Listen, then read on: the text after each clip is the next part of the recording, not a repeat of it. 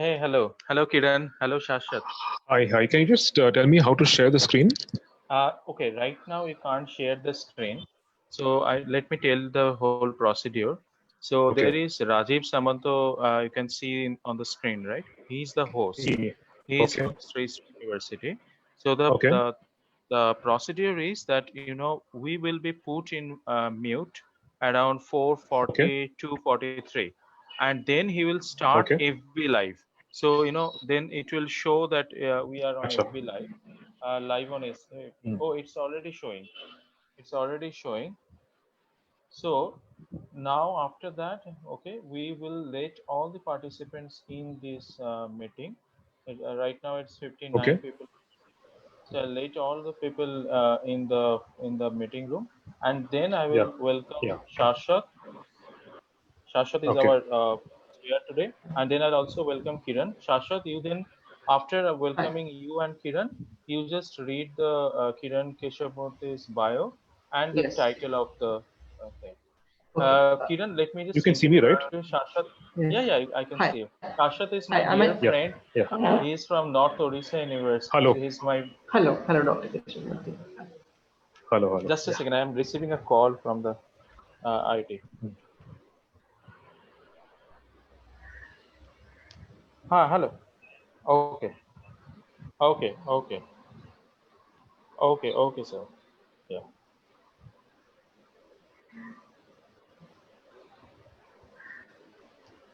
Okay. Rindon, can you hear my voice? Am I audible to you? Yeah. Okay. Thank you.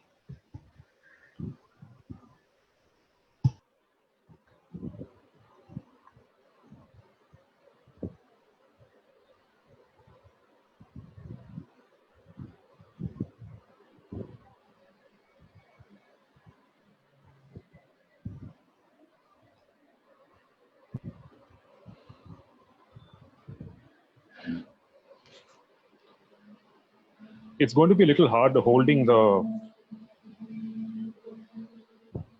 phone and my Kindle Okay. because I'm not sure how to place the phone with the speakers and reading from the Kindle and showing the slides. So,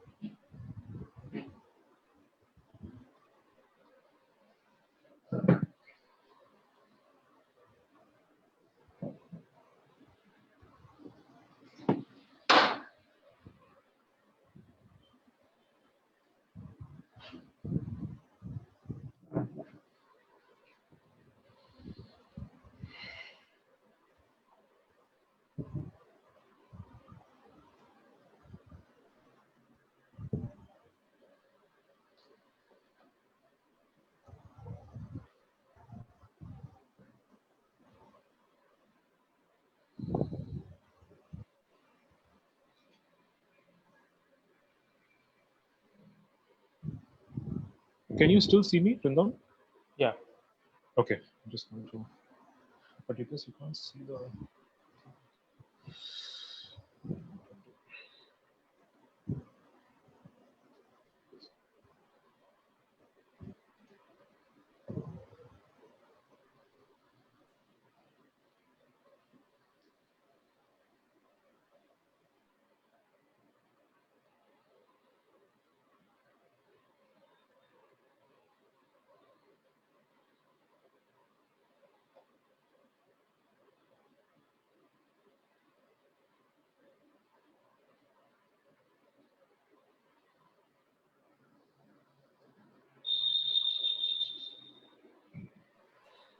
Okay. So last time, I got a call from the IT. So the Okay. moment I will call him, He will stop this banner that you are seeing in front of you, and then Okay. I will start my welcome speech, and Okay. then all the you can share your screen. Okay.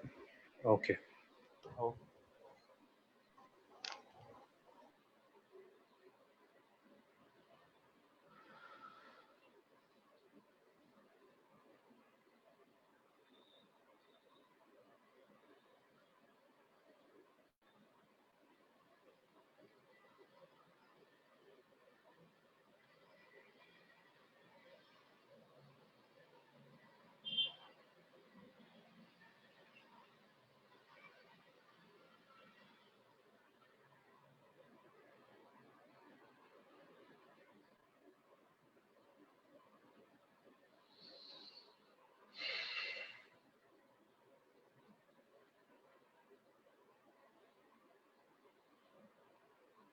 You are muted.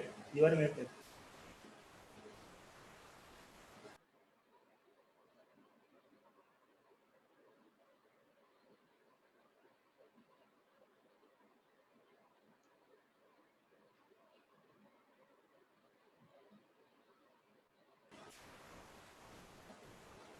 You are muted, sir. Okay. I see. No, I'm not Afternoon. muted. Good afternoon to all the respected participants. I welcome you all to the last day of the National Webinar on World Literature. Today we have with us our esteemed speaker of the day, Dr. Kiran Keshavamurthy from IIT Guwahati. I'd also like to welcome my dear friend, Dr. Shashwat Panda from North Odisha University, who will chair today's session. And I request him to start the session with Kiran Keshavamurthy's introduction. Thank you, Shashwat. Good evening, everyone. I must begin by thanking Sri Sri University and my friend Dr. Rindan Kundu for giving me this opportunity to introduce such a distinguished speaker as we have with us today, who will be speaking with us on a very important and a very fascinating topic. Uh, the title for today's talk is Life Worlds in Modern Tamil Literature.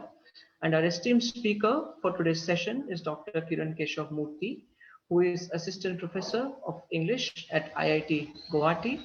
He is author most recently of Beyond Desire, Sexuality in Modern Tamil Literature, his book, which was published by Oxford University Press in 2016.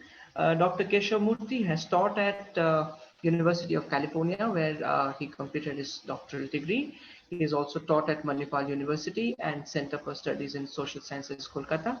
His research interests include modern Indian literature, gender, and sexuality, among other topics. He has several publications to his credit. So without further ado, I welcome Dr. Keshavamurthy to make his presentation. Thank you. Okay, thank you very much. Thank you to Sri Sri University and to Rindon and to everyone who has been involved and engaged in making this series possible. I'm extremely pleased and happy that you decided to include me as part of this series of very distinguished speakers. And I also had the advantage of being the last speaker to speak. So I actually had the advantage of listening to all the earlier speakers speak, and I learned a lot from them. And so I again thank all of you for making this possible. Now, I just need to share my screen. Um,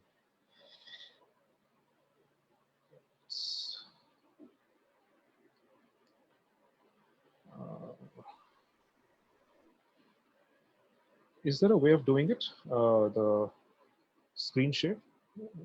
Screen share? Yes, you can see at the bottom of end there is a Yes, green share. button, share screen. Yes. Yes, and then there's screen, and then it just says start now, Yeah. and I get this list from okay, so Zoom. Okay, right. All right. So,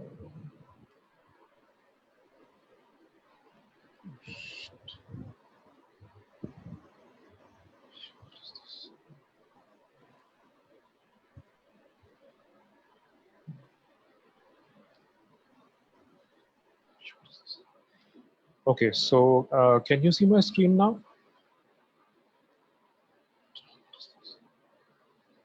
Hello? Yeah, we were seeing your screen, but right now we're not. I'm not sure why my video is frozen. Yeah. So,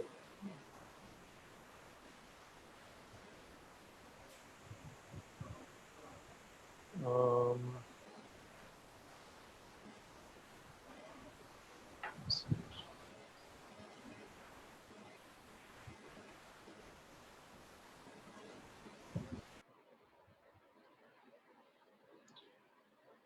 okay, so you can see my screen, is it?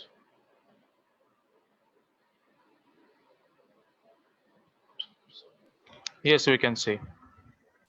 Okay, but you can't. But for some reason, my video is getting frozen. I'm not sure why.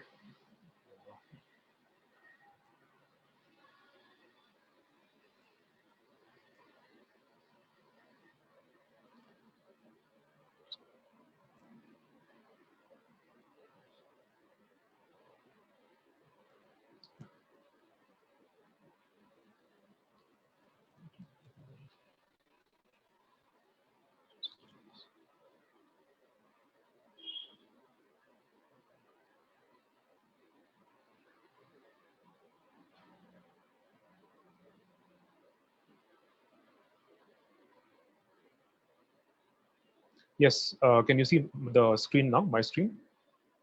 I think now my video is working. Yes, your video is working, but we can't see your screen right now. Okay, I'm not sure why I'm not able to do both. Can someone tell me how to do both? so actually, when the share the screen, you have just share the mobile screen. In mobile screen, Sorry. you sir, when you share the mobile screen, automatically you, in screen whatever you see, that means we are seeing your I mean, photo. Yeah, you want to play one no. video, So no? no. I just want to show people my PowerPoint. That's So it. Can you see the PowerPoint? please mail me. I can share this PowerPoint. Kiran, when you're showing when Yes. you're starting your screen sharing, and then you just open your Yes. PPT in your mobile, we can see whatever on your mobile screen. Oh, but the PPT is in the laptop. Oh, that we can't. Then we can't. Another thing, can Oh, you I see. send me on the mail? I didn't. Okay, You can Kiran, share you on just your you mail. just you just Yes. send me Yes. you just send that to me, and I'll send I it will. to I will Rajiv do ji. that. Okay, yeah. So you can Okay. share Okay. also, I'll sir. do that. Kundu sir, you can share. Share. Oh, you No, can share I also. will. There I is. will email it to. Okay. Share. How does one? How does you? How do I share it? I think you just mail me. That will be better. I'll just email it to you. Yeah. Yeah. Can I just put off this?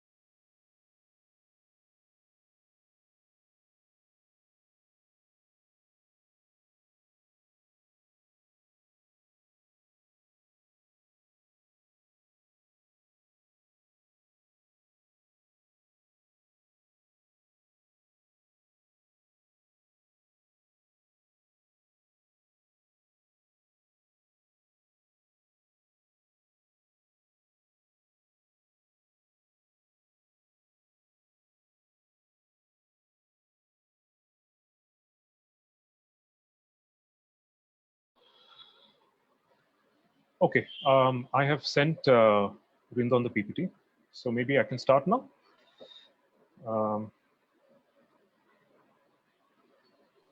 Kiran, just wait for a minute. yes, yes.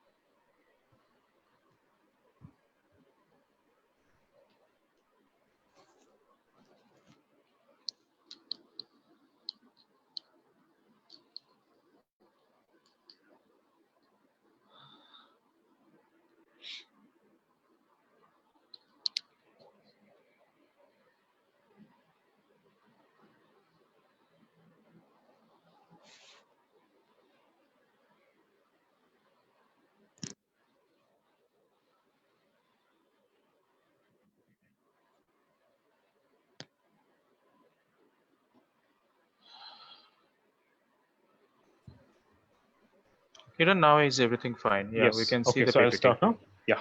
All right. Yeah. Okay. So again, sorry for the interruption. Again, thank you all for making this talk possible.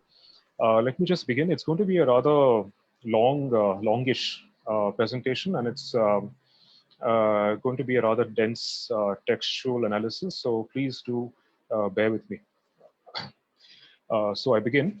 The early speakers of the series have drawn from various debates in the field of comparative literature, from various scholars of world literature, from David Damrosch to Pascal Casanova and Emily Apter, and their own readings of literary texts to propose their own idea of world literature as a dynamic, multilingual, and multi-regional category that goes beyond national boundaries to sometimes inhabit different spatial and temporal zones. For the purpose of this essay, I will not be concerned with the historical circulation of texts between languages and literary cultures, or with formulating another idea of world literature. My aims are far more modest and entail a different interpretation of the world and worldly existence through a comparative reading of two contemporaneous Tamil writers, Sundar Ramaswamy, 1931 to 2005, and Ashoka Mitran, 1932 to 2016. Let me add that this is a work in progress that hopes to expand its comparative focus to include modern Arabic literature from the same period for reasons that I will now elucidate. But for this presentation, I will limit myself to the Tamil literary context. One of the most influential thinkers and philosophers besides Karl Marx, whose ideas shaped the aesthetics of world literature, particularly in the years after the Second World War, was Jean-Paul Sartre. Concerns about the precariousness of human existence acquired significance in the wake of the two world wars and the mass destruction that they had caused. There were various decolonization movements across the world that entailed loss and deprivation, but also raised crucial questions about the right to self-determination and the necessity of limiting the freedom of others. Modern Arabic literature and South Asian literature from various languages and regions from much of the 20th century register the loss, uh, the importance of Sartre and Albert Camus in shaping the literary imagination of the modern individual. Sartre's ideas continued to resonate even in the latter decades of the 20th century in post-colonial nation states like India, where historical events like the emergency, rampant corruption, mass unemployment, and the alienating effects of urban capitalism, liberalization, and developmental projects that marginalized large sections of the population eroded the faith that people had in each other, in themselves, and in institutions like democracy. The central question that runs through the following discussion is the question of what it means to be authentic. Many Western philosophers, starting with Socrates, all the way down to Immanuel Kant, Hegel, Martin Heidegger, and Jean-Paul Sartre, have in some way or the other been engaged with authenticity although they may have had other terms to describe the same, like self-perfection and so on.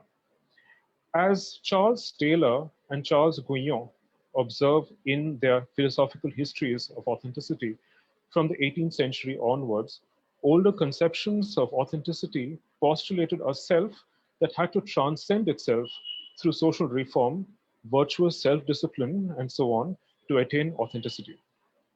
This was a religious Christian conception of the self that imagined the self as God. One had to find God within oneself to discover the ultimate truth, and this understanding of authenticity as the highest inner essence is something that informs modern religiosity and self-help cultures today. In later conceptions of authenticity, the self had to discover qualities and abilities that are innate to it in order to actualize itself and become authentic. But as Sartre observes, both these models run the risk of presupposing a stable self that underlies external transformations and social experience. If these models posit an essential self and valorize self-possession, the other model is the loss of the self, whose extreme expression is to be found in postmodernism that does away with the self altogether. The works of the Russian writer Fyodor Dostoevsky are the perfect example to illustrate the moral and ethical necessity of getting rid of self-centeredness and rampant individualism that has only bred isolation, mutual contempt, competition, and despair. Dostoevsky's resolution to this problem would be self-introspection as a way of becoming greater than oneself, becoming one with the divine cosmic order of things. Both of these models hinge on the individual and individual experience, which becomes the most crucial category in modernity. In the modern world, the self becomes an individual subject for whom the world becomes a man-made object to be known and manipulated. The social becomes a radical other of one's own inner self. It is this split between inner and outer and the modern impossibility of individual sincerity that I wish to address. The following literary text is structured by an irresolvable dialectic between self and other, the individual and the community or society. It is here that Sartre's idea of authenticity informs our discussion of the modern subject who strives for identity with the other but remains forever self-divided. The notion of the authentic self becomes an urgent and rather vexed ethical question that shapes the formal aesthetic of these texts, but ultimately remains unanswered and unresolved. The first section is on Sundar Ramaswamy's J.J. Sila Kuripagal, or J.J. Some Jottings, 1981. Sundar Ramaswamy was born in 1931 in Nagarkoil, a part of what was then the princely state of Travancore. He grew up in Kottayam in central Travancore before he moved to Nagarkoil. As he was born and raised at the intersections of the Tamil and Malayalam speaking regions, he was familiar with both languages and literary cultures. He translated the great Malayalam writer Tagari Sivasankaran Pillai's novel Thottayode Magan, The Scavenger's Son, into Tamil.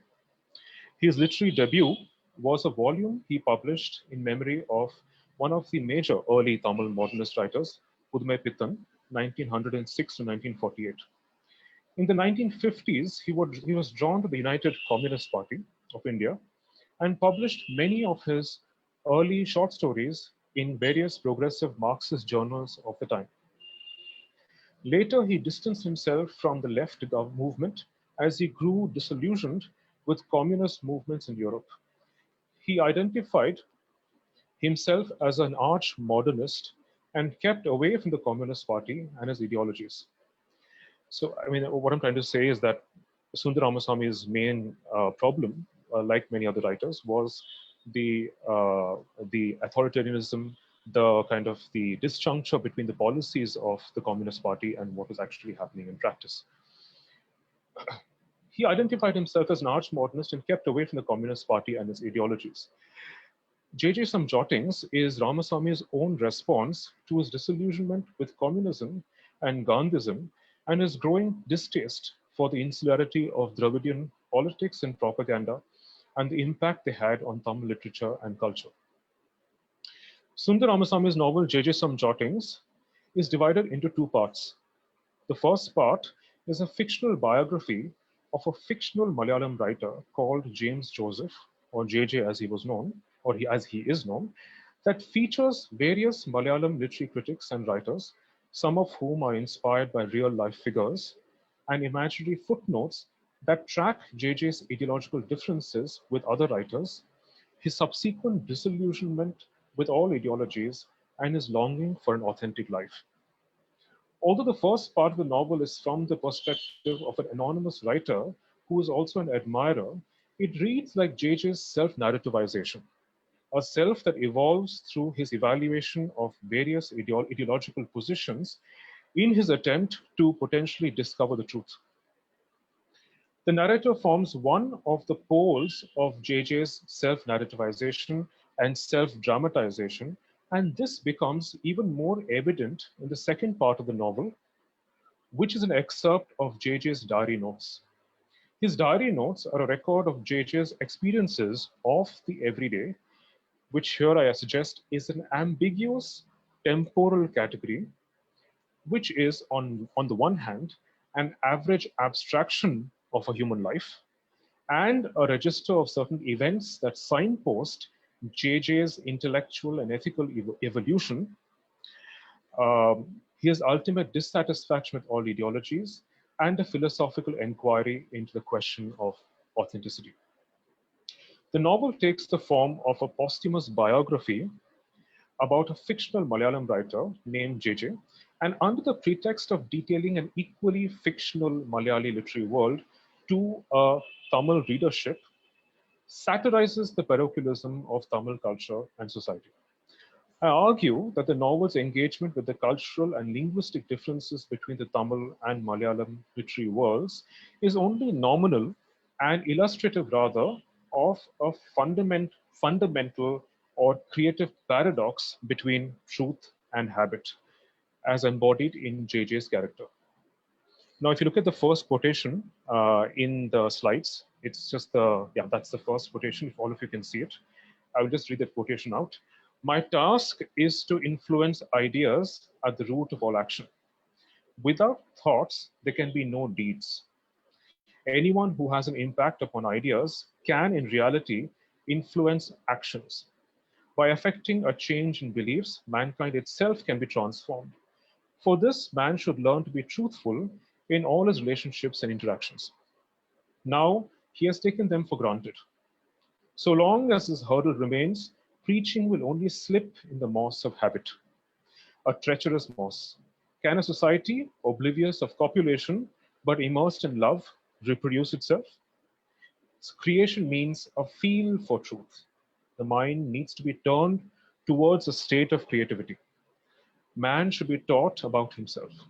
If man fails to understand himself, he cannot grasp even the soil under his feet. To de-silt the wellspring of creativity is my task. All the translations of this novel are by A.R. Venkatachalapathy, who has done a rather fine translation of the novel. And it was published in 2002 by Katha. In the above excerpt from his diary jottings, JJ suggests the access to truth is enabled by effecting a conscious change in ideas and therefore action through creativity.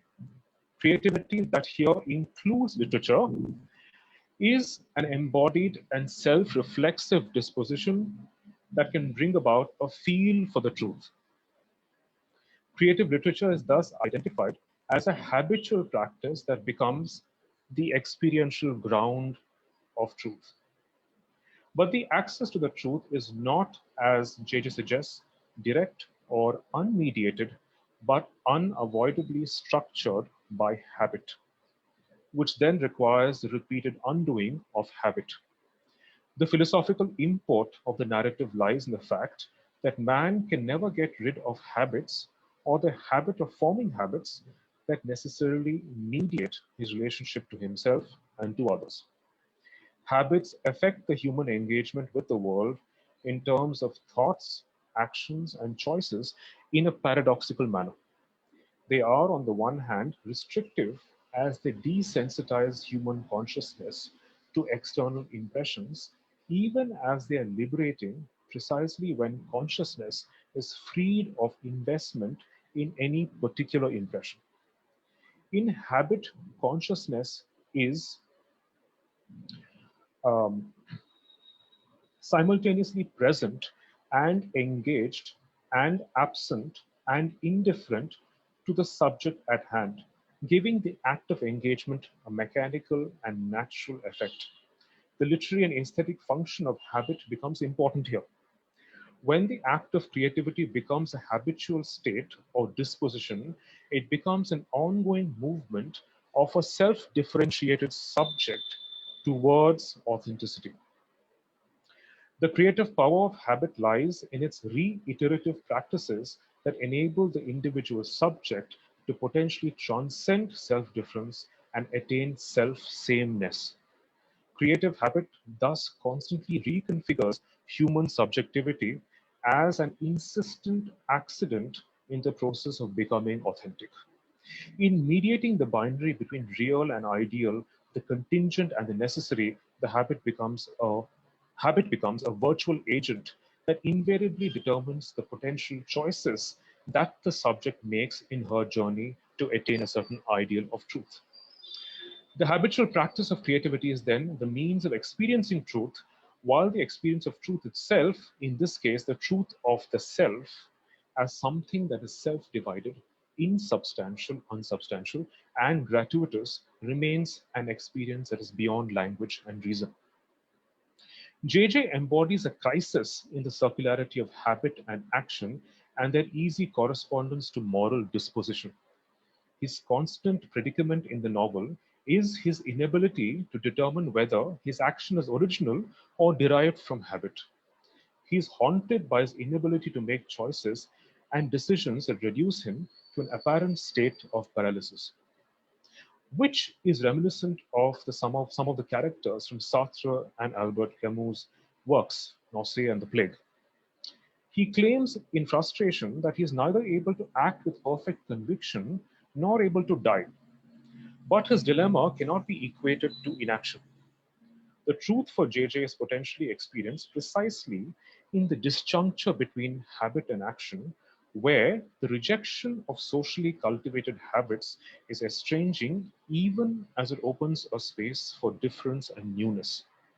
Every new reconfiguration of the relation between thought, action, and knowledge brings the subject potentially closer to the truth, which is identified with self-sameness. This, for Sartre, is an impossible ideal, a desire to coincide with oneself, to act in perfect accordance with thinking, and any attempt to um, achieve that would in itself be inauthentic. The notion of an authentic self can be understood, as Charles Villon argues in On Being Authentic, in terms of considering the self as a narrativizable self, the subject of the story of the evolution of the self as embedded and integrated within a larger social context or situation that demands certain actions. The modern subject has to be a good moral agent to tell her story in other more communally constructed and inclusive stories while remaining individual and self-divided. Self-sameness is an ever-deferred ideal. The possibility of attaining this ideal by what is ostensibly original action is always already mired in habit that seeks to integrate particular interests into an artificial collectivity. If habit is a set of conventional and iterative practices that necessarily constitute the subject and her unified understanding of the world, such an understanding is contingent. The impasse between action and habit perpetuates JJ's journey towards the ideal of perfect unity, a journey that fuels his and indeed man's struggle to transform and improve himself as he strives to approximate the truth. The path to this elusive ideal can never be predetermined, and every attempt to approximate the truth results in a productive failure that produces new possibilities of being in the world. JJ is an example of what Ian Watt argues in The Rise, the novel, is the equivalent of the isolated Cartesian subject who is the sole locus of truth. The narrator bemoans JJ's exclusion from the rhetorical claims of Dravidian nationalism, where Dravidian is equated with Tamil. But the unifying claims of Dravidian nationalism, like any other form of cultural nationalism, are as inclusive as they are exclusive. These partial claims also determine the politics of literary canon formation. So if you look at the second slide, the slide after this, that's the quotation. Some may wonder, was JJ a Tamil writer? How can his death be our loss? JJ's soul, though Dravidian, was not a Tamil one. Yet he was an artist who used writing to seek insights. Isn't this important? Isn't this rare? Whoever uses the letters, the arts, philosophy, science, or religion in these times, how can one talk about politics? How can I include politics? To seek one's inner light is one among us. He tends to be assimilated into our language and becomes a part of us. We should recognize this assimilation with ecstasy and think further, if we can think and if we are so inclined.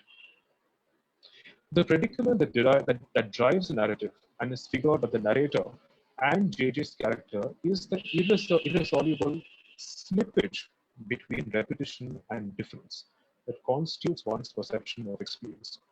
As Deleuze notes in his work on Hume, the habit as convention is necessarily an exclusive basis for any institution, and the attempt to make the institution more inclusive by correcting the habit that constitutes it would be transformative, but also open up other exclusions.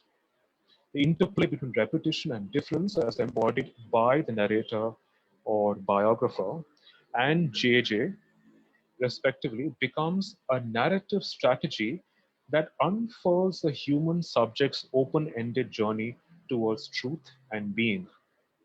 While the narrator embodies the unifying and repetitive practices of habit, now this is actually the core of my argument, while the narrator embodies the unifying and repetitive structures or practices of habit, JJ embodies a principle of difference that can be self-estranging even as it introduces novelty and creativity. The two characters thus function as antithetical correlates that make up the self-corrective structure of habits. The narrator's urge to include JJ among the list of great Tamil writers only reestablishes the exclusive literary conventions that underwrite the canon when JJ's crusade is precisely against the very idea of the habit or convention that only creates a necessary but synthetic sense of belonging and unity. His polemic against the institutionalization of literature is continuous with his individuating notion of truth that isolates him from society. In an imaginary footnote from his diary jottings, alluding to his fallout with a contemporary philosopher who demolished his Orthodox Christian background, the distinctness of the human being, JJ suggests, lies in his ability to overthrow untrue and outmoded social habits and practices. And that is the next quotation on the next slide. Today's radical overtakes yesterday's radical. A religionist is one who believes himself to be the ultimate radical. Man is not just a living being. He's a different kind of a living being. Ever restless, he can never be cowed down. Never is he satisfied. Rather than embodying a distinct character, JJ symbolizes man's restless journeying towards truth. A journey that constantly radicalizes the social and moral values attached to habit and custom. His narrative is itself a dramatization of the uneasy intimacy between identity and difference. As has been suggested earlier, the narrator at various points in the book equates truth with stable and perfect identity. He tries to resolve the disparity between languages and literatures in a globalized world by ironing out all differences. He believes the invention of cultural forums that aim to correct or redress the disparity between languages and literatures will logically result in an even and honest exchange of ideas that over time will erase all difference. The narrator or biographer characterizes his book as a holistic response to the global asymmetry, both between and among Indian languages and literatures. But this impulse, um, but this impulse to assimilate difference and impose an artificial ideal of cultural or even human identity enables its own fracture, condemning man to an even greater sense of solitude. To reconceptualize my argument so far, JJ's character embodies a much studied trajectory of modern post Enlightenment selfhood, arguing along the lines of Alistair MacIntyre's book After Virtue, which, in contrast to pre Enlightenment selfhood that was sought in immersion in collectivities, was fashioned as an individual aesthetic project of self narration in conversation with the self narrations of others in a given community. The next quotation on the next slide: 15 languages are listed in the 8th schedule of the Constitution of India. When I asked some writers if they have ever seen the script of all these languages at least once, they all replied warily. Could you just put up with the next slide, please? Um, they all replied warily, no, that I too hadn't did little to assure them. A person who knows of contemporary Italian writers is unaware of present day Kannada writers. A Hindi writer with a doctoral thesis on recent trends in American literature asks if there is new poetry in Tamil. For the last 2 decades, I have argued that journals devoted exclusively to introducing the literature and culture of one linguistic group to another should be launched in all Indian languages. When I propose starting, and I think this quotation is split over 2 slides. I think the quotation continues in the next slide. When I proposed starting a Tamil journal as part of the larger plan, one of my fellow writers asked, has any Tamil writer said he'll die if he couldn't read other literatures? I felt slighted. I could have retorted, so who's fasting, demanding that you write? But that would have been the end of our friendship. With the words, the right to express one's views is inalienable in the world of letters. He would cease to have any truck with me forever. In the present situation, if he too stopped speaking to me, I'd have to talk to myself. JJ some jottings are my response to this state of affairs. As I argued earlier, the reiterative structure of habit enables the accidental subject's transformation into an ideal essence without completing it. Every transformation in the subject's understanding of the world preserves earlier transformations even as it paves the way for future change, for further change. The narrator aspires to unite all Indian languages and literatures despite their apparently nominal differences, all of which can be reduced to a fundamental humanism. The essence of all Indian literature for the narrator is its humanism, which I argue is an imagined ideal that ostensibly overrides all other cultural and linguistic differences and habits. But even humanism cannot be a universal placeholder that can traverse the different cultural contexts and hierarchies that constitute it. The next quotation, please. Some may feel I'm talking of writers and the world of letters of a different language. That's right, but not entirely so. Can we forget that our writers are a lot like other writers? The quality of their work may vary, but in their nature, in their practices, in their habits, in betraying others, in lobbying, Are they not more or less the same? Even if we speak different tongues, are we not all Indians? Don't we have some common traits? Therefore, you can take this to be a book on our writers also. Writers too are human beings, aren't they? Thus, it is also a book on people. The narrator's unifying impulses are repeatedly undercut by the structural exclusions within the liberal universalist claims of cultural institutions to redress the uneven development of languages and literatures.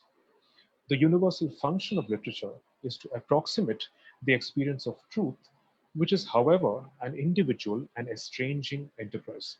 It becomes evident from the novel and the approach to truth that the approach to truth may be subjective and determined by socially and historically embedded habits.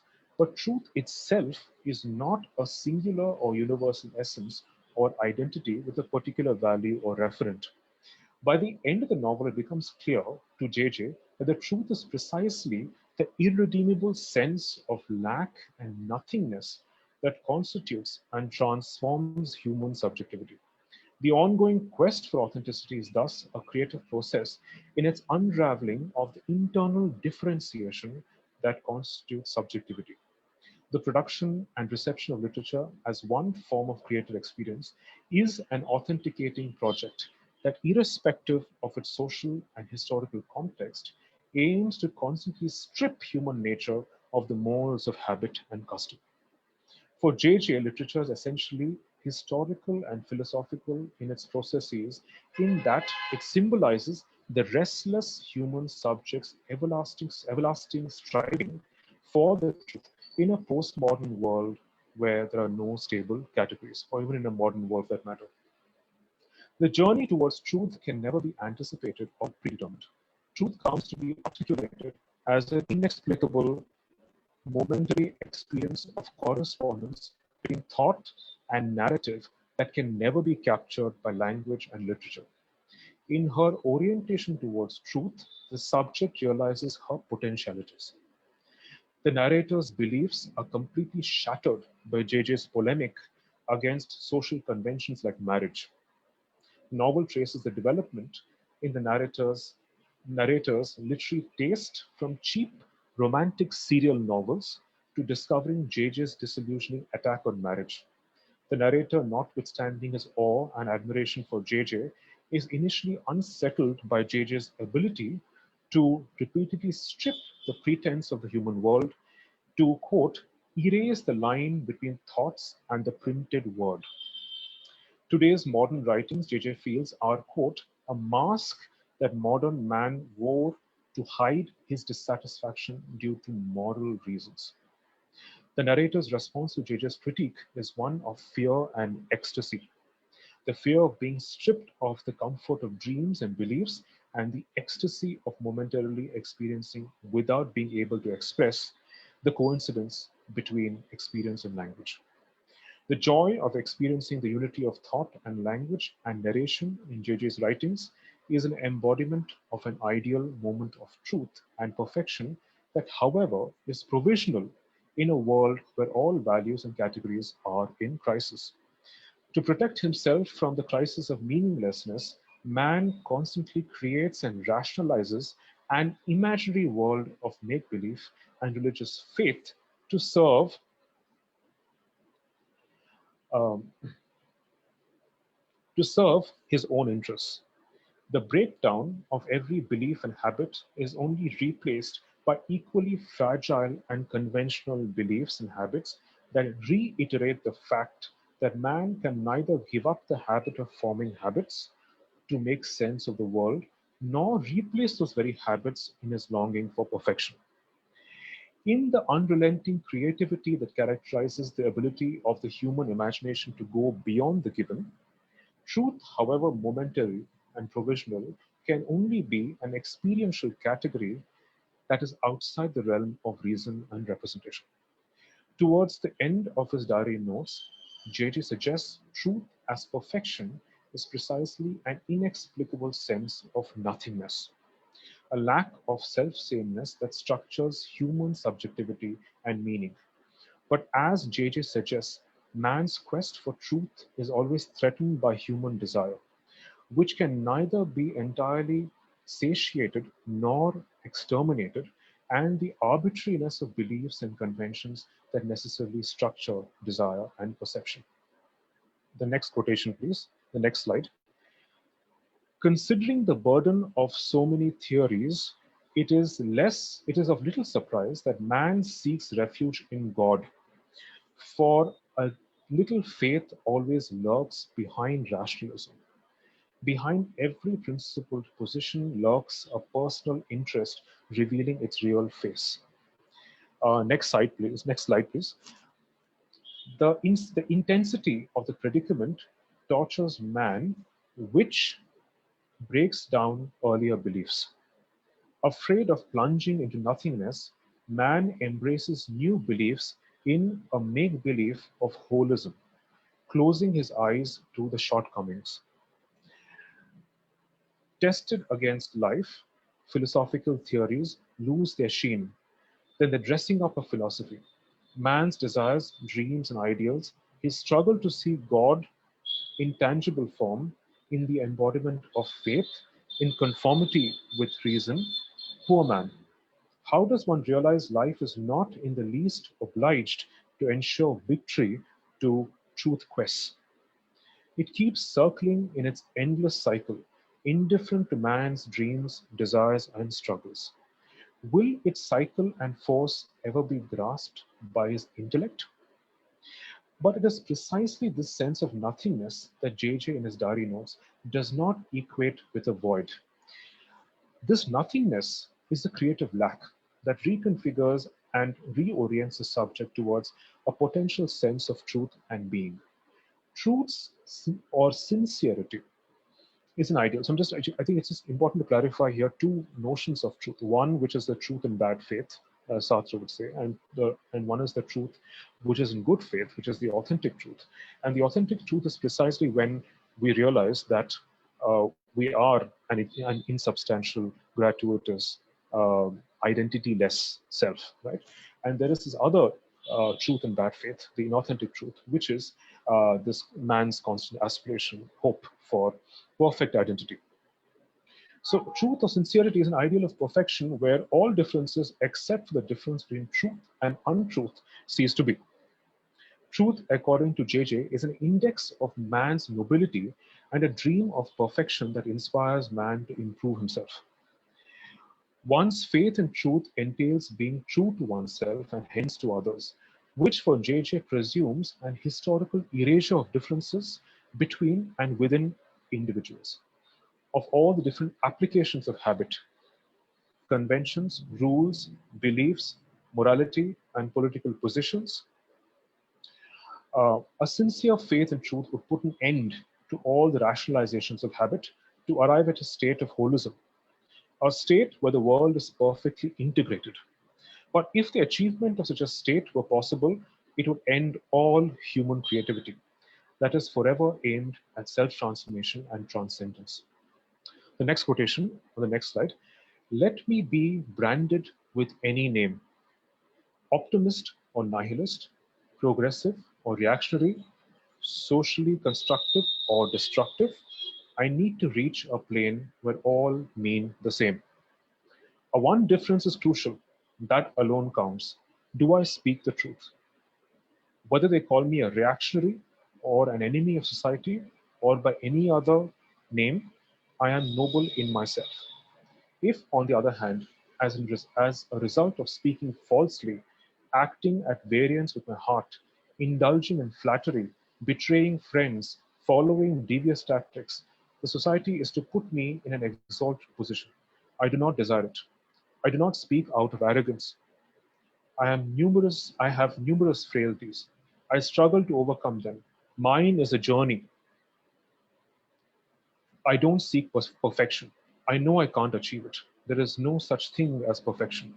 Where whatever is struggle, a struggle for holism. This non-existent thing is the reason for all existence. Man's nobility is born from it. When man begins to think of this nullity as non-existence, he will descend to the level of beasts. Dreaming of perfection, man kept transforming his condition. To effect this transformation, he dedicated himself, destroyed himself, and in turn experienced the rupture of his own annihilation.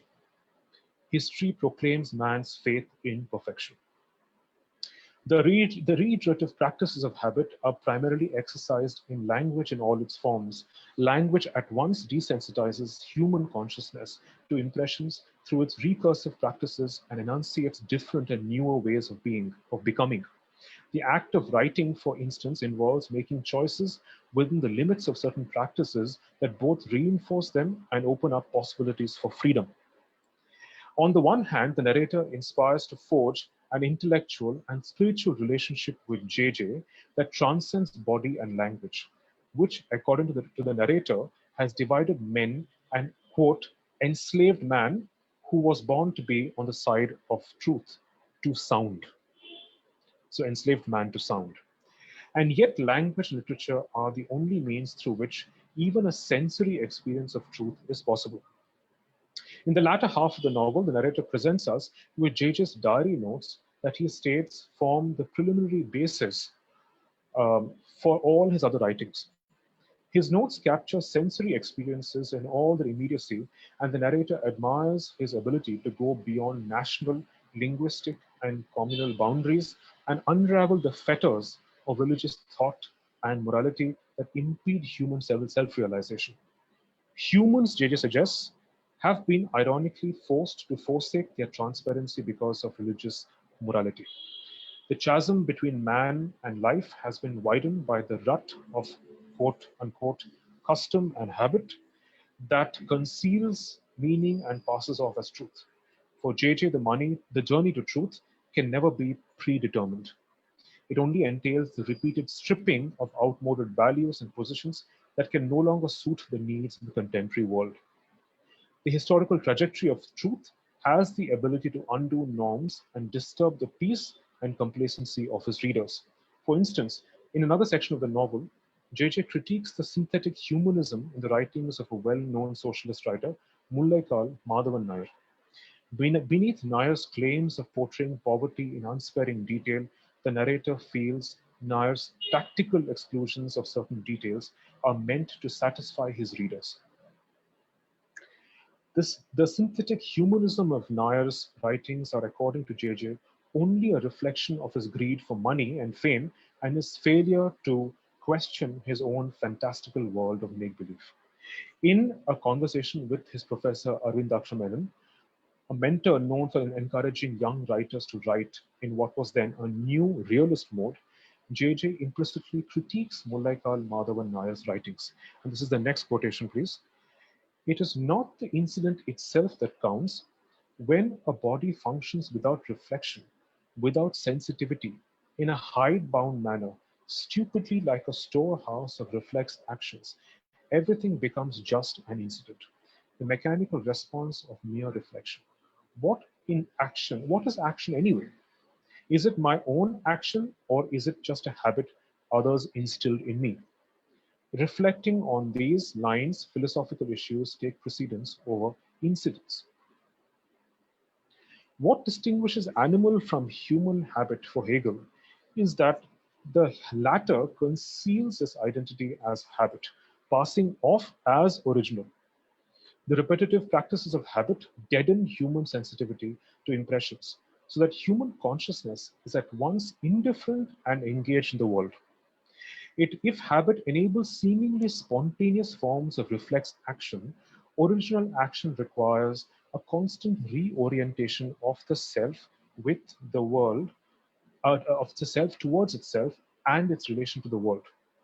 Action and habit, from the above quote, share an uneasy correlation. As long as one exists, one is habituated to act in a certain way. The only resort for JJ is to opt for an existence where he can be freed of habit or indulge in a self-effacing act of creativity that enables self-transformation and transcendence. What was earlier a strictly individual enterprise of seeking truth becomes a selfless one that relocates the self from the confines of individualism to relationality with others where truth can be potentially experienced. Truth lies in the destruction of self-love and empathy, in mutual esteem that integrates particular and partial sympathies to produce a holistic sense of the truth where differences cease to matter. JJ alludes to the game of football, where what is important is not winning or losing, but participating with the greatest conviction. The ball, he says, does not belong to any one player, but to the team, and it is the dynamic and involved relationality between players that can create an experience of truth, however momentary, that cannot be captured by language and representation. It is the institutionalization of the sport that JJ claims has ruined the dynamic relational aspect of the game by imposing rules and restrictions. This importance of destroying the self by indulging in creative activity becomes evident in JJ's passing engagements with carpentry, fishing, photography, and painting. His decision against his family's wishes to study law to indulge in non-professional forms of creative and intellectual activity again reflects the importance of aesthetic expression as an end in itself in redeeming a dead life of habit. Creative activity, when not determined by institutional considerations of utility, offers the ecstasy of experiencing the truth. Towards the end, however, JJ longs to be freed of all relations and embraces death when he realizes nothing can offer a permanent antidote to habit. Like everyone, he is bewildered by the empirical world that, in its many facets, is inexhaustible.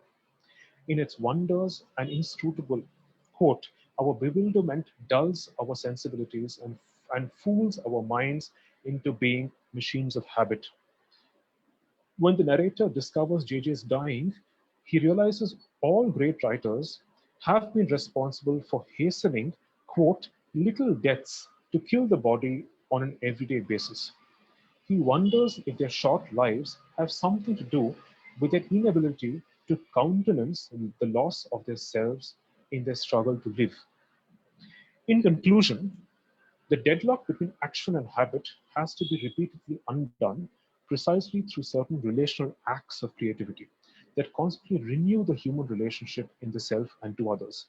Creativity offers the possibility of constantly reconfiguring the habitual structures of understanding and thus the human orientation towards truth. Literature is one among other creative acts that through language ironically constitutes the experiential grounds of truth that cannot be captured within the significatory structures of reason and meaning.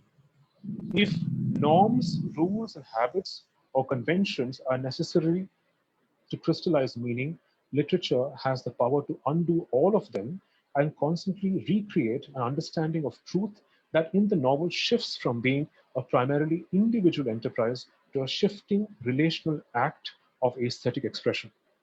Truth is thus a temporal and historical category that is constantly re-experienced by reconfiguring the relationality between self and other in creative practice. Now, I'll just quickly go to the second section, which is on Ashokamitran.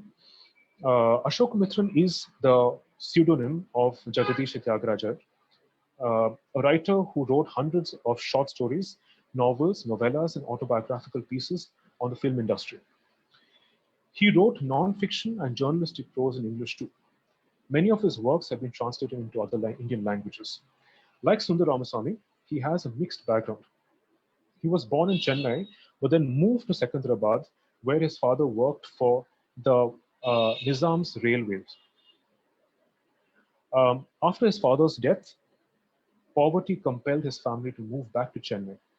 Some of his earlier works, including the novel Padanetavadu Achukkodu, or translated as the 18th Parallel and published by Orient Longman, described the demographic transformations in the multicultural neighborhoods where he grew up after the Indian Union annexed Nizami Hyderabad. He was also closely involved with the Tamil film industry, where he worked in production houses and wrote screenplays. He was probably the only writer from his generation to be a full-time writer, although poverty remained the mainstay of his life and his fiction. In this section, I will discuss two sequential novellas by Ashokamitran, Vira of Festival, 1967, and Pavam Dalpadado, 1987, which was aptly translated by N. Kalyan Raman in 2016 as The Ghost of Meena Bakam. The 20-year gap in the publication of the novellas almost matches the temporal interval in their diegetic worlds. Somewhat along the lines of Ramaswamy's novel, the worlds of Ashok Mitran's novellas are characterized by their alienating experience of urban capitalism and modernization. Many of his characters have anonymous encounters at transitional places like the airport or the railway station that leaves them feeling as estranged as before. They inhabit the suburban margins of the city of Chennai, isolated by their struggle to survive on an unfamiliar urban landscape that is constantly changing in unprecedented ways. The lead character in both the novellas under consideration is the anonymous narrator, whose self-estrangement is mediated by the other, who in this case is a poor filmmaker from Cambodia who visits India. We introduce the major characters of the novella at an international film festival that is being organized by India in Delhi. The film festival becomes a place where the economic and epistemological asymmetries that characterize the global film industry and international relations become evident. Unlike some of the poor Southeast Asian countries like Cambodia that participate in the festival, the film industry in a place like India enjoys greater financial support from the government and international corporate sponsorship. India enjoys better infrastructure and more opportunities for filmmakers and actors. The characters comprise an anonymous narrator, a disgruntled French film critic Duplay, who was once a doctor, a professor, and a filmmaker, and has spent years in India as at the government's request, helping them produce documentaries that highlight innovations in agriculture. And you have the character Dal Paduro, a young first-time filmmaker from a small fictional country called Cambodia, which I'm assuming is Cambodia from the descriptions of the country, whose film has been shortlisted at the festival, and the chief actress of his film, Sylvia Morris, a woman of Indian descent. The jury initially does not award Dal Padaro's film, Parani Maru, a black and white movie about a rural Cambodian family's struggle to survive during a drought. The first prize, so the film isn't initially awarded the first prize, but Duplay, the French film critic, uses his influence to override their decision. Later, we discover that Dal Padaro's movie was awarded the first prize because of a diplomatic agreement between India and Cambodia, which plans to propose India's name to the UN Security Council. There are reports that either one of the two great powers of the world, the Soviet Union or America, have set up an army base and a missile base in Cambodia. From Dal Padaro's conversation with Duplay, we learn that Cambodia does not have the funds to sponsor its own filmmakers, nor do they receive any foreign sponsorship. Dal Padaro is thus an insignificant individual who becomes the accidental beneficiary of an award, which is the function of an international agreement. In the global hierarchies and diplomatic interests between nations, the individual ceases to matter. Dal Padaro does not belong anywhere. He spends his own money and has his own small studio, but doesn't have the money to add subtitles to the film. While Dal Padaro has watched Duplay's movie, Duplay has obviously never heard of a young and inexperienced filmmaker like Dal Padaro. Even Duplay is in India because it runs its own film industry and because there's no one to sponsor his own films either. But unlike Dal Padaro, he has the cultural capital and resources to purchase expensive products like the Turkish cigarettes he shares with Dal Padaro that he believes must have been smuggled into the country. Although Dal Padaro's film wins the award, uh,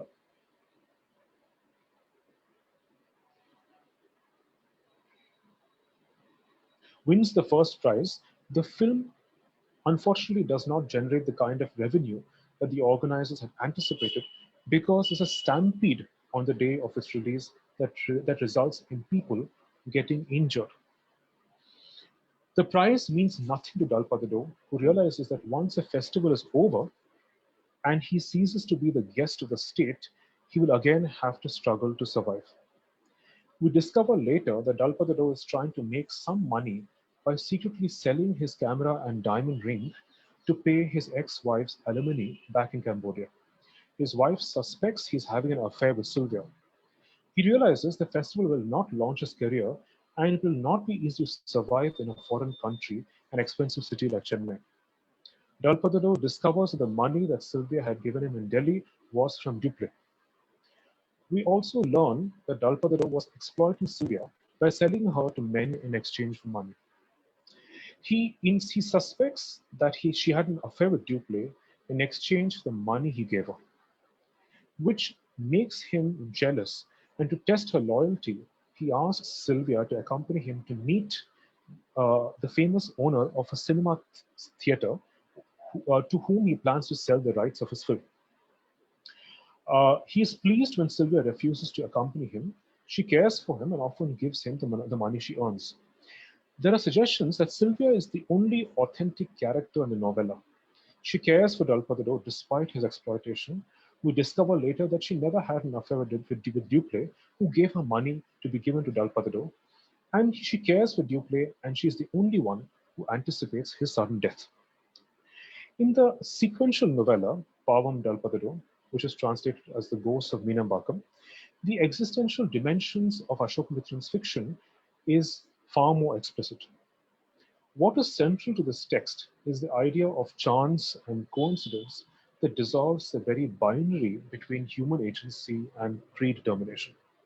As Sartre argues, human beings are ontologically condemned to be free to choose to act in a particular way in a particular situation.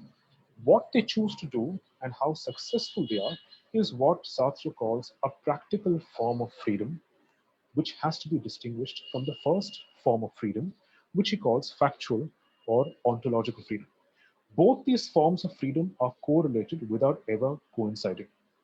According to Sartre, humans reflect on their own consciousness as an object of freedom, and they have the freedom to reflect on the world as an object which can be acted upon. There's always a disjuncture between these two forms of freedom, and any attempt to integrate the consciousness of consciousness with consciousness of the world results in self-alienation. Ashokamitran's characters often act in inexplicable ways for reasons that are not clear to them.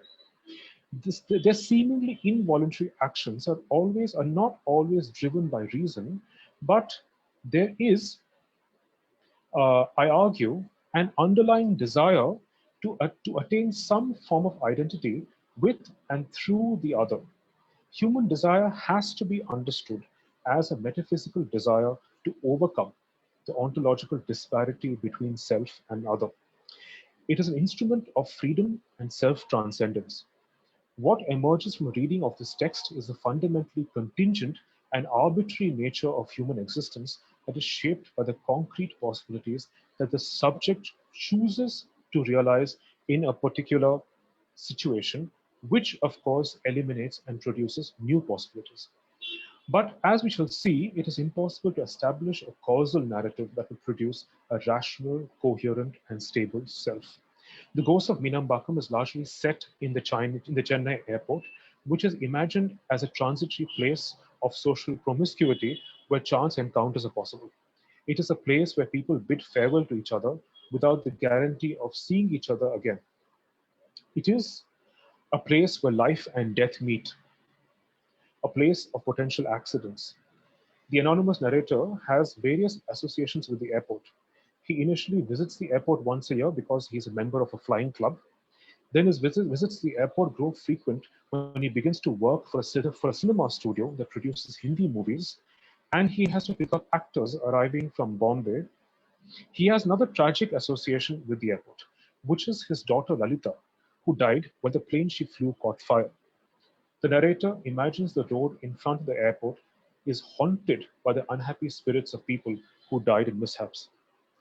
He visits the airport often after that, perhaps with the hope of seeing his daughter's spirit, and his frequent presence almost resembles the spectral presence of the spirits he imagines. When her charred body is sent back, he does not have the urge to see his daughter's remains. His body is sent directly to the crematorium to be cremated. So the link that links both Ramaswamy and Ashokamithran is the fact that even death does not promise uh, a complete self, right? A final, complete, holistic self, right? Uh, on one of his night visits to the airport, he suddenly sees a familiar face he had seen arriving from Singapore among the passengers from Bombay. He notices the man has somehow managed to avoid customs duty and steps out of the airport with hardly any luggage. The narrator identifies the person as Dalpadado, but when he calls out to him, two other people turn to look, and that is when Dalpadado begins to run. The narrator follows him and notices that Dalpadado suddenly has a suitcase in his hand. Dalpadado later tells him that he has exposed his identity to the two other men who we learn were spies appointed by the Cambodian government to kill him. Until the very end of the novella, we know almost nothing about Dalpadado's life except for the fact that he's a dangerous and much wanted fugitive who cannot return to his country for reasons that are left unclear. He's charged with sedition, perhaps because his movies were supposedly anti-national or because of his resentment towards an indifferent and authoritarian government. The men chase Dalpadado in a car on the highway from Meenambakam to Pallavaram and nearly run over him, but he manages to slip away and hide. The narrator is unable to uh, understand his apparently involuntary act of visiting the airport, following Dalpadado to the dark and risking his own life. Note the irony between the narrator and Dalpadado. Although the narrator is from Chennai and is familiar with its landscape despite its rapid transformations, he is lost by night. On the other hand, Dalpadado is a foreigner who is remarkably alert and aware of his surroundings, even in the darkness, has spent many years in India as a fugitive, is familiar with Hindi film songs, and is alert despite the attempt on his life. Dalpadado is familiar with the hilly landscapes of the city's fringes, and he takes the narrator to a solitary house which is in the midst of a dark wasteland. It looks almost invisible as its doors and windows are shut to the outside world. It is exposed to the rains, and the narrator is amazed to see that the house has survived the vagaries of the weather. The narrator believes there are only two reasons why someone would live in such a home, in such a house. I think it's one of the next slides. Uh, Either he insists in living in his own house, even if it is in the middle of a wasteland, or he does not have the resources to live elsewhere, or he is weary of living. The dark and isolated landscape seems to suggest the absolute independence and the absolute isolation of the individual, who in this case is an outcast who has no claims to a legal personhood and the social recognition that comes with it. The narrator is introduced to Sivanesan, Dalpadado's friend. Sivanesan is a Tamil person, and it is not clear whether he was either born in Cambodia or emigrated there. But what is remarkable is a comment that Dalpadado makes later in the narrative, when he says that he and Sivanesan would be perceived as enemies back in Cambodia, but in India, they're enemies of the state who have to work together to stay alive. The encounter between the narrator and Dalpadado is an existential journey for the narrator who tries but ultimately fails to come to terms with his own sense of loss and deprivation. Lalita and Dalpadado's lives appear as two parallel strands of the narrative. However, I argue that they are both inessential signifiers to which the narrator imputes or projects his own meanings. His own life of poverty and hardship is a self-abnegating experience that he shares with his daughter. During his brief stay with Dalpadado, the narrator dreams of his daughter and her childhood. While his wife complained of their hardship, Lalita never asked for anything. She grew up to be a contented woman who he believes had accepted her reality with dignity. Lalita's life is retrospectively rationalized by the narrator after her death so that he can make sense of her loss. Note the narrator's inauthentic attempts to give Lalita's life a coherent form, attempts that are rendered meaningless in the face of death and loss. The narrator wonders if maturity, patience, endurance, and waiting are qualities that those who do not have anything have discovered to ennoble and redeem themselves. He realizes nothing private or exclusive about suffering and poverty. Others may not show concern or put in the effort to know that someone is suffering, but one's suffering is always public knowledge. There are, there are, there are again, these are again the narrator's attempts to impute a sense of closure and completion to Lalita's life. He believes her sudden death may have put an end to Lalita's unfulfilled desires and ambitions, which is why she has returned to a spirit to haunt the airport. He's amazed when he realizes he has hardly spent any money to raise his daughter like an orphan or a refugee. Note the words he uses to describe his daughter's childhood, words that he uses to describe Dalpadado's life on the run. When Lalita gets married into a rich family, the narrator hopes her life will change for the better. He assumes anyone like would like he assumes anyone would like someone as simple and contented as his daughter, but her mother-in-law does not approve of her, probably because she was not consulted when she was proposed to her son. The narrator discovers a new side to Lalita when she assists her husband's business and her husband uh, ends up business ends up reaping huge profits, which they and the business partners invest in a month-long holiday to Europe. After a month of being away from her children, Lalita is desperate to see her children. Their flight arrives late in Bombay, and they miss their connecting flight to Chennai.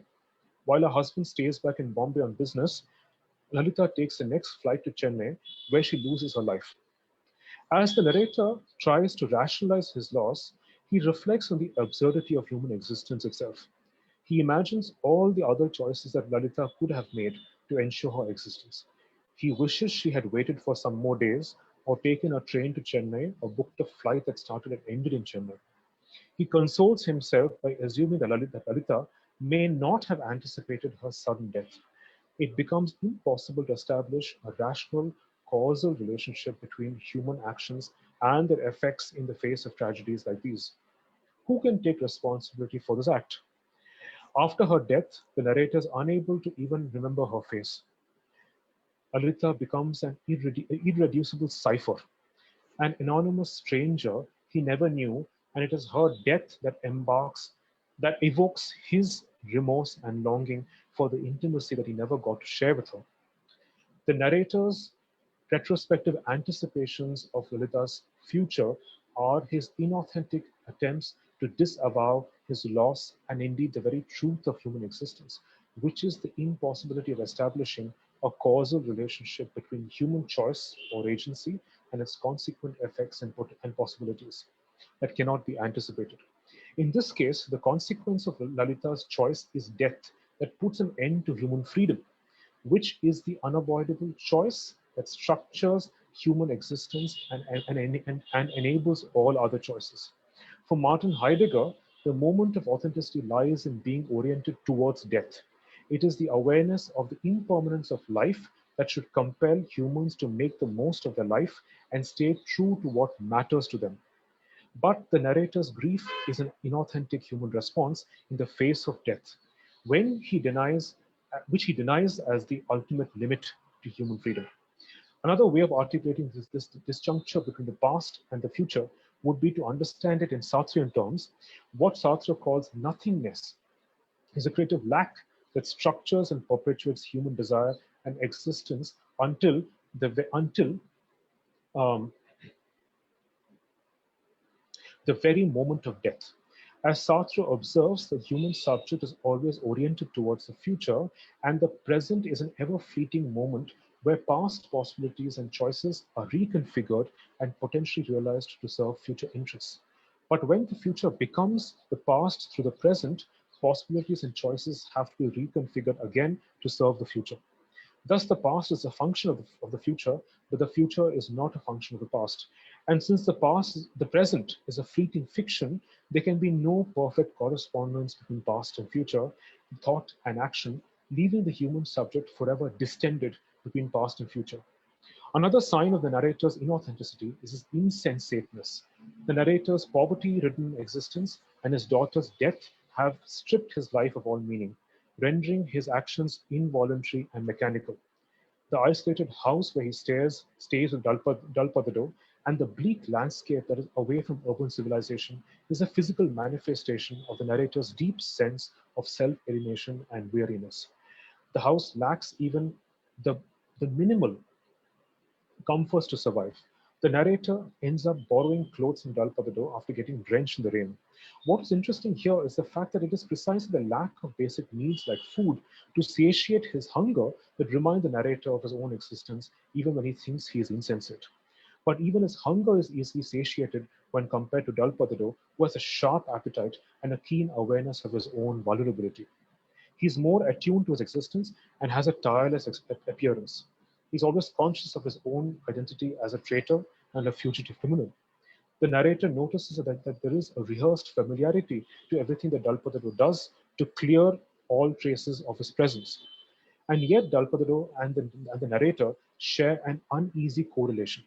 Both Dalpadado and the narrator seem to be on a quest to attain something that is not entirely clear to them. The narrator identifies with Dalpadado's inability to belong anywhere, which becomes a sign of their larger existential uh, and ontological unease, even though the narrator is a legal Indian citizen. With his daughter's sudden death, he and his wife, who until then shared a silent understanding, are isolated by their own grief. The narrator, who also tries to blur the line between Indian and foreigner, to the narrator, Dalpadado and Sivanesan look like Indians even if they're outsiders. Dalpadado is inspired by Ray's movies when he makes his first film and he's familiar with old Hindi songs and singers. The narrator does not realize until it's too late that he is part of a plot to bomb the Chennai airport. Dalpadado and Sivanesan convince him to take their suitcases and leave them at the service counter of their own national airlines. They make him wear Sivanesan's coat, and in the pockets are 100 rupees to pay the airlines for a boarding pass and a passport of an unknown person named Manuel, whose badly photographed face seems to resemble that of the narrators. Sivanesan later destroys the boarding pass and passport before he disappears to catch a local train.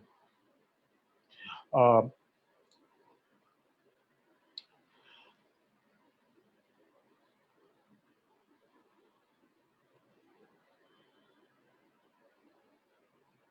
the narrator returns home when he suddenly realizes that he has mistaken the bomb for the ticking sound of a clock in the suitcase.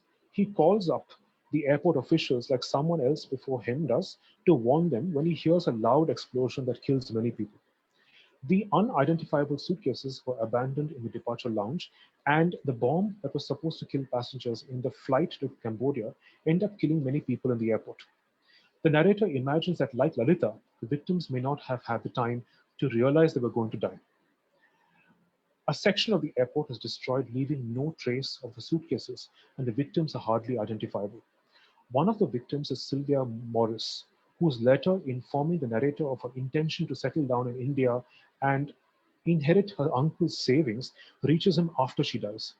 The letter that, quote, smells of human flesh, describes Dalpadado as a revolutionary who could never complete anything that he set out to do. The narrator perceives an uneasy resemblance between Sylvia and Lalita.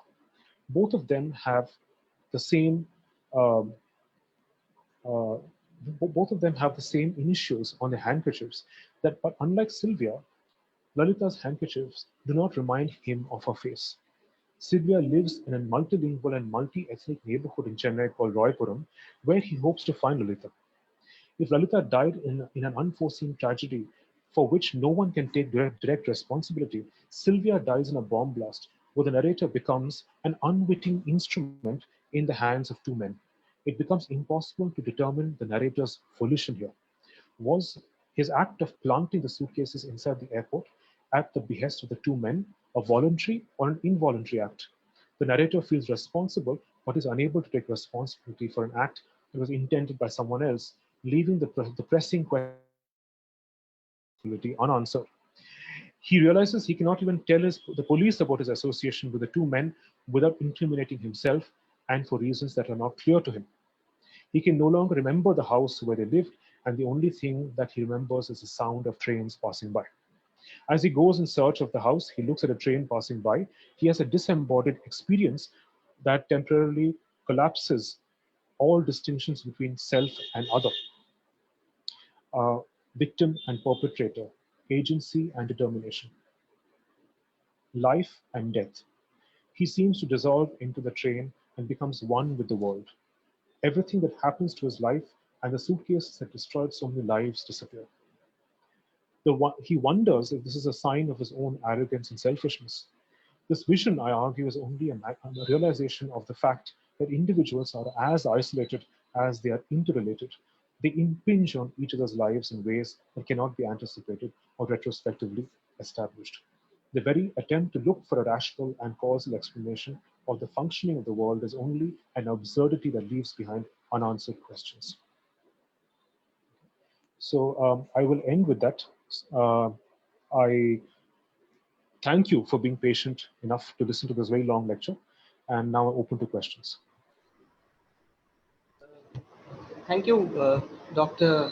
Keshavamurthy, for your profoundly insightful and engaging talk on complex topics such as self and life, which you dealt with very deftly through your close reading of literary texts and through references to philosophical works.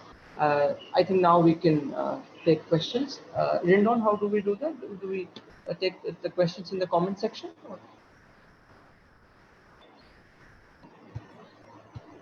Yes, we'll wait for the questions to come.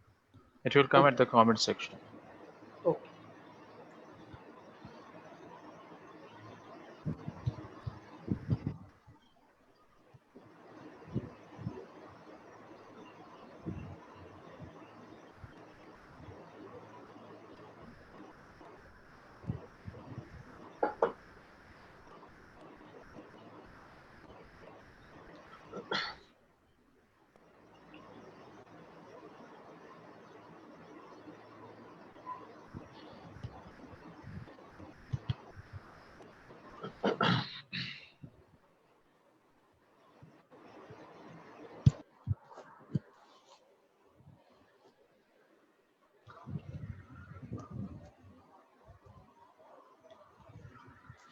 Shashwat, we got a question from Madhuri Rana.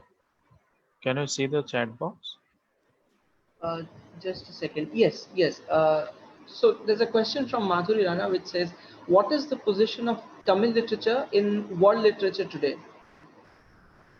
Okay, so that's a fairly broad question. I mean, I think Sundar Ramaswamy's novel JJ is a fictional response to that, of what is the relationship between Tamil literature to maybe other regional literatures.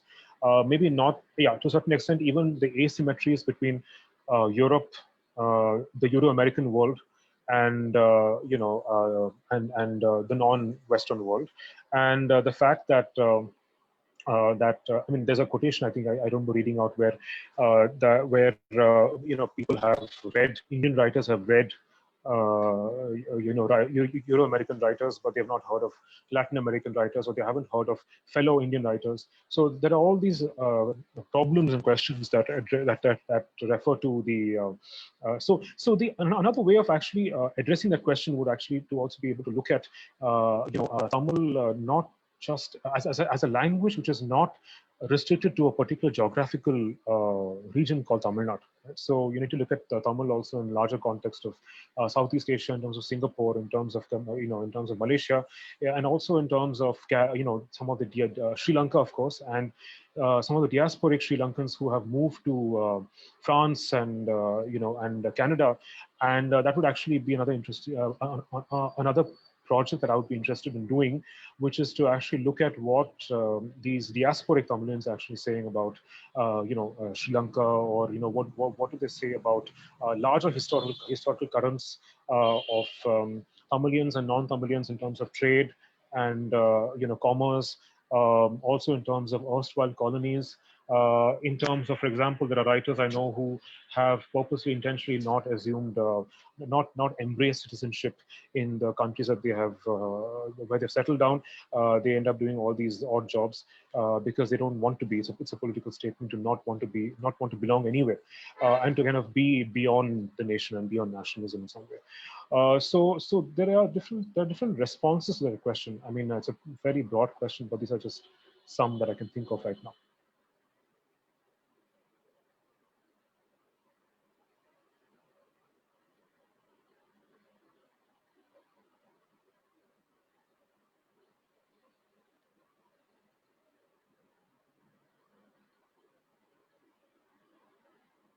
Other questions?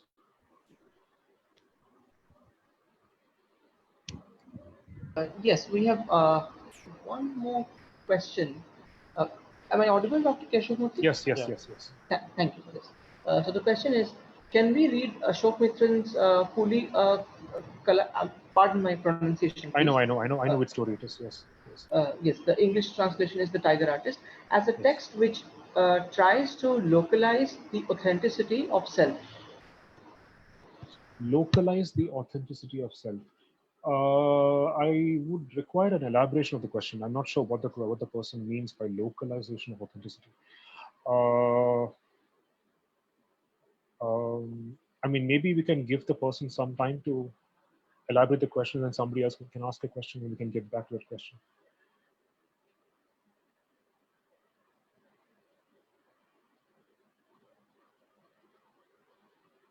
Okay, we have one more question, which is Tamil language is known as traditional classical language. What is the state in contemporary status of Tamil language? Yeah. So again, just to go back to JJ, one point that JJ makes very pertinent here, which is just the fact that, which is a challenge he poses to the politics of canon formation, right? And the fact that Tamil bears this uneasy weight of a long history of classical literature, and there is always this strong tendency even today to actually hark back to an ancient past, which is uninterrupted, which has produced a unified, stable Tamil self, which is opposed to Sanskrit and to other kind of northern influences, corrupting, polluting, impurifying influences, and ever since Tamil was actually made into a classical language, this has been the problem. That it's not just a question. Now, what is classical Tamil also is something which is constantly being defined and redefined historically. So, if somebody was working, let's say, on let's say 12th century Tamil, right? It wouldn't necessarily get the kinds of funds that it should deserve, even if it's a good project, because even if it's pre-modern Tamil, now suddenly there's an understanding that this assumption that classical Tamil is only something which is still the 6th or 7th century, even in the 6th perhaps. So who gets to define, who are the authorities, who are the institutions that get to define what is classical Tamil and why do they do it, what are their interests, and what are the politics also of, not just literature, but also in conjunction with inscriptions, with palm leaf manuscripts, with the discovery of ancient pottery shards, archaeology. There's a whole politics to it of how you determine or decide what is classical and ancient, and the kind of harm that it has done.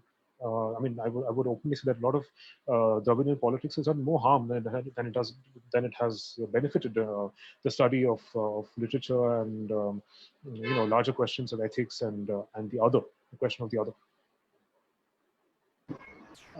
Okay, I think we have a couple of responses from Rishi, who had posed the question on localized authenticity of the self. It says the Tiger Artist as a text which goes on a quest of truth, which is threatened by the human desire, as Ramaswamy would say. And there's one more comment which reads, a quest on truth of authenticity of self. Okay, so it was a question on truth of authenticity of the self. So the question is what? Is it a quest? Yes, it's a question on the quest of truth, of authenticity of self. Okay.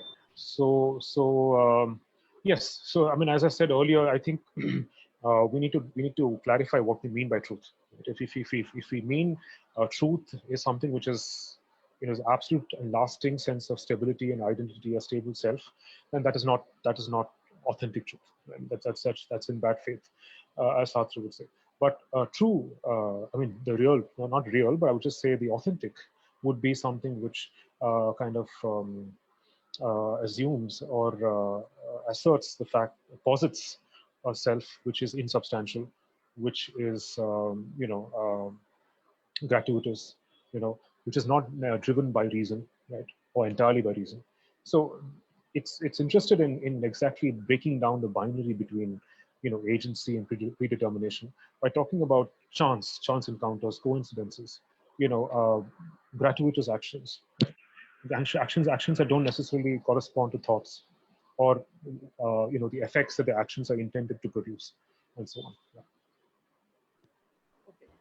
I think we have one question which can perhaps be read as your response to the status of Tamil as a classical language. So it's a question on what's the scope of research in Tamil literature at the global level.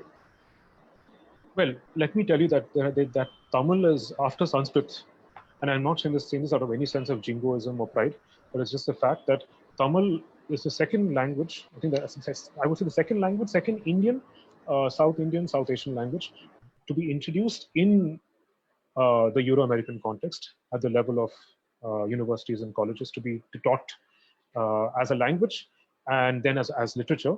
First, of course, by A.K. Ramanujan in Chicago, the University of Chicago, and and he himself was a comparativist. He was a multilingual scholar. He wrote and he read both Kannada and Tamil. And my advisor was also a student of his. And my own advisor was also a scholar of Sanskrit and Tamil. And I mean, and Europe also has its own history of Tamil and Sanskrit philology and scholarship on that. And so there are places where people can go to study Tamil language, study, read texts, undertake philological studies of the language. And so yeah, there are, but now I'm a Tamil scholar, but I don't teach Tamil, and I'm not part of Tamil department. So it's a question of also the fact that now we have more freedom than we ever did in a long time. I mean, in the sense that we don't actually, I don't have to have studied English, or been an canonical English scholar to teach English, or to be an English scholar. So I think that's my answer. Yeah.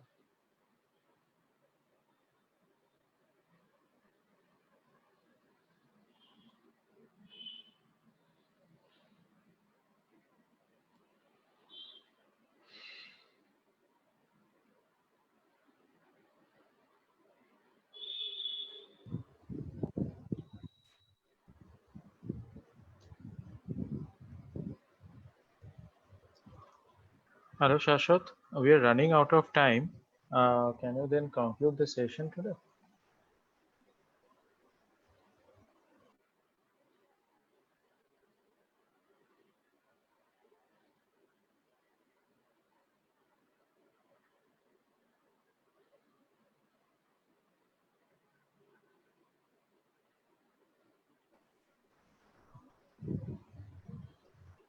I think there is a technical problem from Shashwat's side.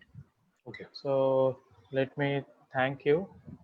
Thank Thank you. you, Dr. Keshavamurthy, for accepting my invitation. I also thank Shashwat for chairing the session. And as we come to the end of this brilliantly informative and enriching seminar, I would like to thank all those people who had been my solid support system, and without whose constant support, I would not have been able to organize a webinar like of this scale. First and foremost, I should thank our Honorable President Madam, Srimati Rajita Bagga, and our Honorable Vice Chancellor, Sir, Professor Ajay Kumar Singh, for being such a generous patrons. I feel truly obliged for giving me the opportunity to organize this webinar, and I also thank you for attending the inaugural session in spite of their busy schedule. I am also immensely grateful to our Dean Sir, Guru Ratikant Mahapatra, our respected HOD Madam, Professor Kalani Samutray, for all their suggestions and advice and constant encouragement. Next, I thank my colleagues Dr. Rakesh Tripathi, Dr. Krishna Pratap Singh, Dr. Sharda Acharya for being such supportive colleagues and agreeing to chair the sessions. Thank you all once again. I thank all the esteemed speakers, Dr. Shayantan Dashgupta, Dr. Barnali Chanda, Dr. Mrinmoy Pramanik, Dr. Sachin Ketkar, Dr. Indranil Acharya, and Dr. Kiran Keshavamurthy for accepting my invitation and so beautifully delimiting theories of world literature. We have been immensely benefited from your lectures. I thank all the participants for showing their interest and diligently attending all the sessions. Thank you for making this webinar a success. All the registered participants will receive the e-certificate soon. I thank Dr. Shashwat Panda, Assistant Professor of North Odisha University, for accepting my invitation to chair to today's session. Shashwat, I know that you are not keeping well, but you still made yourself available today, and for that I am really grateful. I thank my colleagues from the Visual Arts Department, Mr. Devoduti Shaha and Mr. Ronak Patro, for their support. A special thanks to Mr. Ronak Patro for all the brilliant posters that were being circulated. A special thanks to our Sri Sri University IT department for all the technological support. Thank you, Mr. Ashish, Mr. Rajiv, and Mr. Vijay. It is for you that a webinar of this scale could be organized during a pandemic. Last but not the least, my student at the Sri Sri University, the webinar was specially curated for you. I hope you have been benefited from all the discussions that we had. Thank you all and goodbye. We are planning for an international webinar on translation studies soon. We'll inform you all and hope to see you again. Thank you. Thank you. Thank you.